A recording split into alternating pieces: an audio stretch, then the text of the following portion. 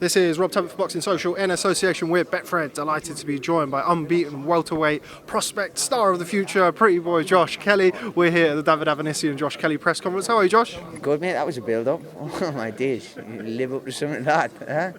Got to live up to that. Well, you're a headline event now. You're a headline attraction here at the O2. So I thought I'd do the right thing and give you a proper intro. It's good to be headlining the O2. I mean, this is only my 12th fight now, so headlining the O2, my 12th fight, and such a big fight in the test is exciting. A little bit of a spicy press conference today. I don't think we've seen that for one of your fights before. How was that for you, sitting up there while all of these words were flying across the table? It is what it is. I've been in school. Been in school from year 7 to year 13, year 11, sorry, and sixth form onwards, so 13 after, do you know what I mean? But we've been there and did it, and we've had the little chats across the table, what we've got into before, and I think it's a bit like a school kid, isn't it? But at the end of the day, you got to just not think about it and just think about the fight, which is what I do most of the time, 99% of the time. Before we talk about the fight, let's obviously go back. This fight should have happened or was scheduled to happen 14, 15 months ago. You unfortunately had to pull out due to illness. First of all, just give us a little bit of a background. We won't dwell too much on it, about what was wrong with you at the time and why you couldn't fight. I mean, it was just, I think I come down on like the Wednesday before, but I was just sort of travelling down a little bit ill, a little bit groggy, and then I said, listen, I even said then, should we ring up? And no, we might be alright, do you know what I mean? Might be alright. I left at the last minute and I weren't, so I wasn't going to box ill. So I didn't ask anybody who boxes ill, but afterwards they make excuses and say I was ill. For this one, there should be no excuses, so that's what I want to do in this one, and 28th of March, perform the best that I can perform. Now, we've all seen, and I know that you've seen, and we've seen it as part of the build-up, kind of fans questioning your willingness to fight, people saying that you ducked Avanesyan. As a fighter, as somebody who's enjoyed an enormous amount of success as both amateur and obviously unbeaten as a pro, what's it like when people question your fighting spirit, so to speak? They are, most of them are people who don't know the people, do you know what I mean? They don't know you as a person, they don't know your background, they don't know where you come from, they don't know what you've done. So let them do that. At the end of the day, it doesn't really affect me. I know who I am, I know what I've did. I know I've boxed as an amateur, I know I've boxed as a pro, and I know how I've progressed the way I have through professionals, and it hasn't been an easy way. So now it's a big test, and now it's time to find myself in the ring on 28th of March, do you know what I mean? Do you think this is a better time for you to have this fight? Obviously, notwithstanding illnesses, etc. You don't want to fight ill, but do you think this is now a better time for this fight to happen in your career than it would have been 14, 15 months ago?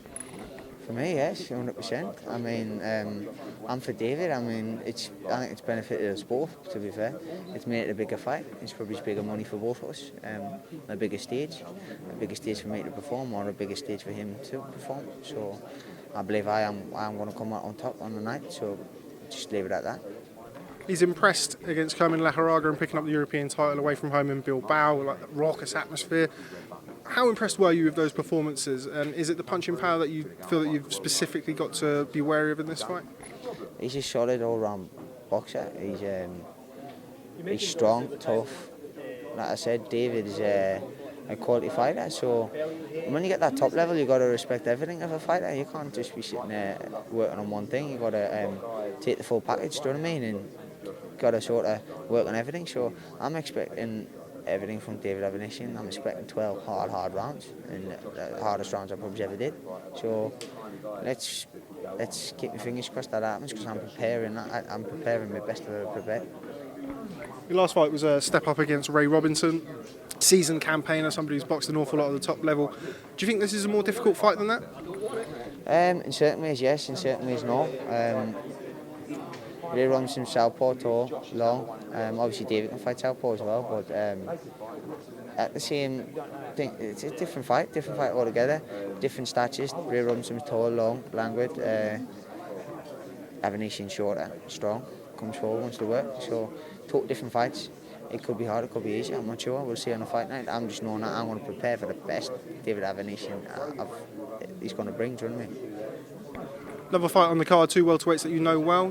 You fought Clay-Kongo as an amateur. I think you've done some sparring with Luther Clay, if I'm not mistaken, somewhere along the line. What do you make of that fight? I mean, I think that probably would go down as a trade fight. If you know about that fight, it's a fantastic fight. Talk to us about that as somebody who shared the ring with both men. It's a quality fight. It is a quality fight. I've shared the ring with both of them, like obviously on many occasions. Chris in the amateurs and through the amateur sparring system, etc. And JB, Luther through the professionals, and I rate both of the guys highly. And that's going to be a one to watch. You know, that could go off on the undercard. That could be a really explosive fight.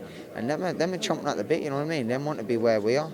These are 1 or 2 fights away from stepping up to the next level. Do you know what I mean? And I believe that's going to be a good fight, man.